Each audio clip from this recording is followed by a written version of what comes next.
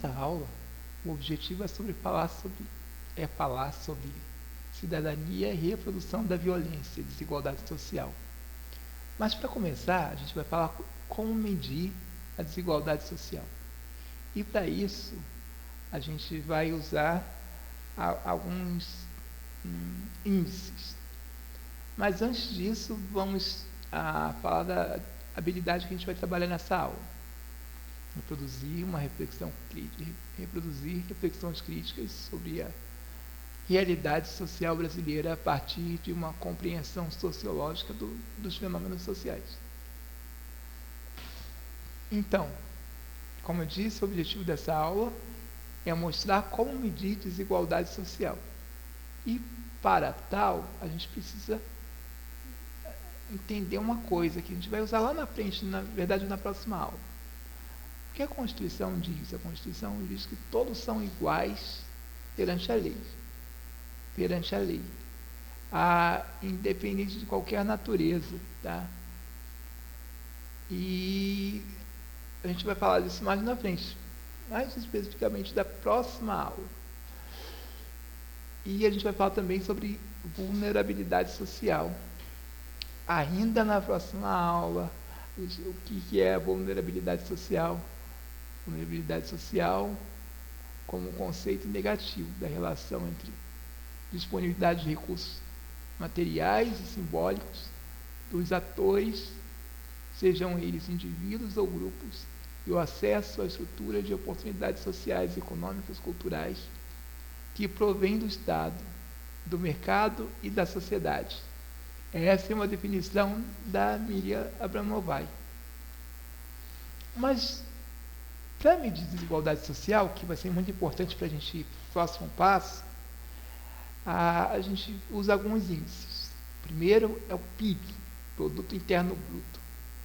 Tem uma variação do PIB que a gente chama de PIB per capita. A gente usa o índice ou coeficiente de Gini e o IDH, que é o Índice de Desenvolvimento Humano. Mas o que é o PIB? Bem, o PIB é a soma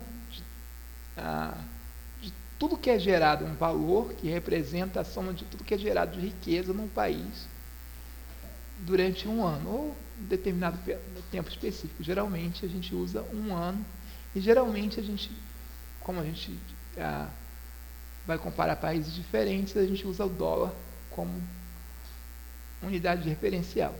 Para trabalhar com isso, comparar quanto um país é rico. Quanto mais rico, mais bens, serviços, quanto mais dinheiro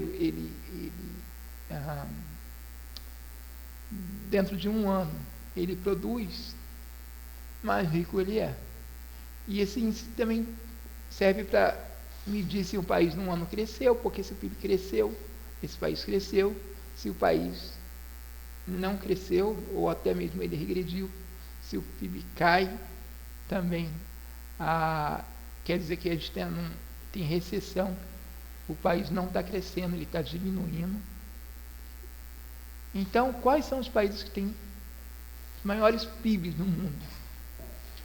Os Estados Unidos, olha lá, gente, uma soma gigantesca, 20 milhões, ou na verdade, a gente poderia falar 20 trilhões de dólares. A China, em segundo lugar, com 13, o Japão com 4, a Alemanha com quase 4, Reino Unido, Reino Unido, França, Índia e Brasil. A Itália e Brasil.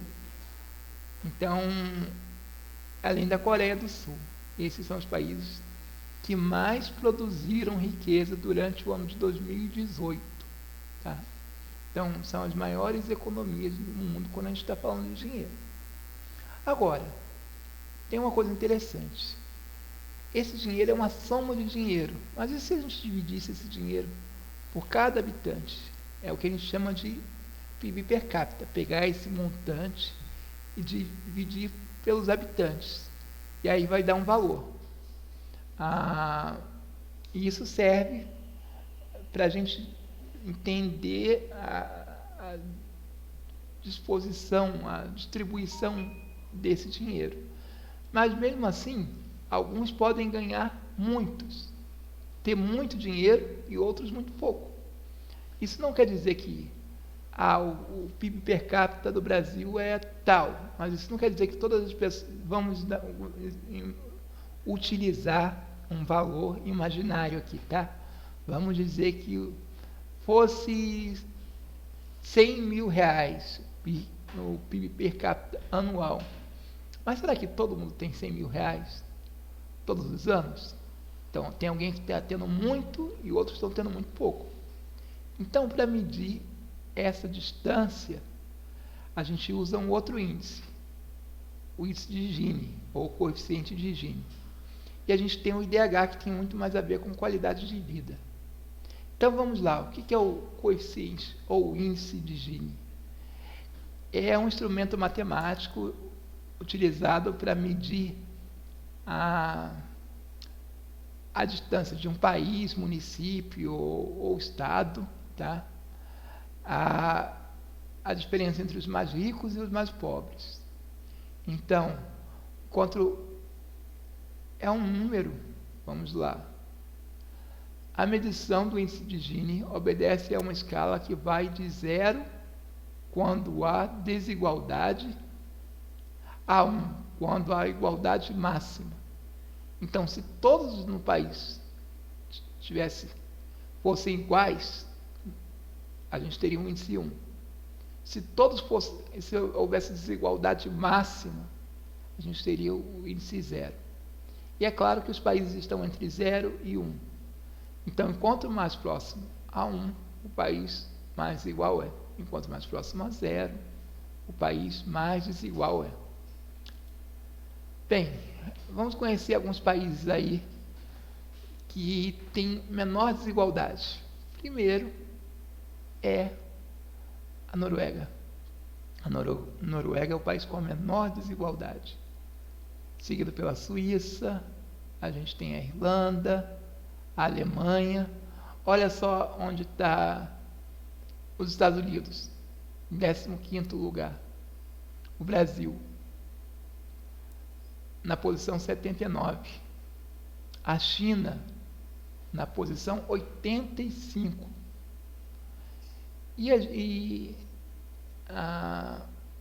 Na lanterninha, tá?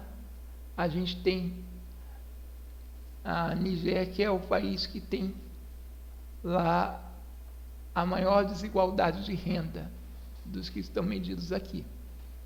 Então, país onde há pouca diferença entre os mais ricos e os mais pobres, é um país mais igual. Então, o número chega mais próximo a 1. Dá uma olhadinha aqui na Noruega. 0,954. Agora, o inverso. Vamos ver esse país africano aqui. 0,377, que está muito mais próximo a 0, que é o país com maior desigualdade de renda no mundo. E o que é o IDH? O IDH compara vários itens, como a distribuição de renda, a educação, a expectativa de vida, quantas pessoas vivem, etc. Tá? E isso, para que é isso? É para medir a qualidade de vida num país, numa cidade, num estado. Então, isso é o IDH. E a gente vai dar uma olhadinha no IDH. E é interessante que o número do IDH, por coincidência ou não, quase bate com o índice de Gini, na maioria dos casos. Então, a gente tem a Noruega em primeiro lugar, a Suíça, Irlanda, Alemanha, Hong Kong, o Brasil na posição 79, Estados Unidos na mesma posição 15, E Moçambique é o país considerado na pior posição, tá? Pior qualidade de vida. Agora, perceba uma coisa, nem sempre o país mais rico é o país com melhor qualidade de vida. Observemos aqui. Qual é o país mais rico? Os Estados Unidos. No entanto, ele está em 15º lugar, tanto no índice de Gini, que mede a distância entre os mais ricos e pobres, os mais ricos e os mais pobres, como no IDH, o Índice de Desenvolvimento Humano, que mede a qualidade de vida. E eu coloquei aqui a população do país para a gente ter uma ideia, tá? Isso vai ser importante para a gente. Agora, vamos à China. A China é a segunda economia do mundo, mas tanto no índice de Gini como no IDH, ela está muito longe. No entanto, a população dela é muito maior do que a população dos Estados Unidos. Então, a gente vê que essa riqueza, na distribuição com todas essas pessoas aqui, acaba fazendo que a qualidade de vida e o índice de desenvolvimento humano não seja tão alto na China. Agora vamos ver a Noruega. A Noruega é a 48ª maior economia do mundo, quer dizer que está bem lá atrás. No entanto, ela está no primeiro lugar, tanto na distribuição de renda, como no índice de desenvolvimento humano. Mas a população dela é muito menor. Então, essa riqueza aqui, distribuída por essa população, ainda gera uma boa distribuição de renda, ainda mais da forma que é distribuída, e uma ótima qualidade de vida. E o Brasil? O Brasil é uma das maiores economias do mundo, agora é a 9ª economia do mundo. No entanto, sobre a distribuição de renda, ela está lá atrás, na posição 79, e no índice de desenvolvimento humano, a mesma posição. E a população do Brasil está mais ou menos próxima à população dos Estados Unidos, um pouco menor, tá? Mas é muito superior à população da Noruega. Então, por que eu quis mostrar isso nessa aula? É importante a gente entender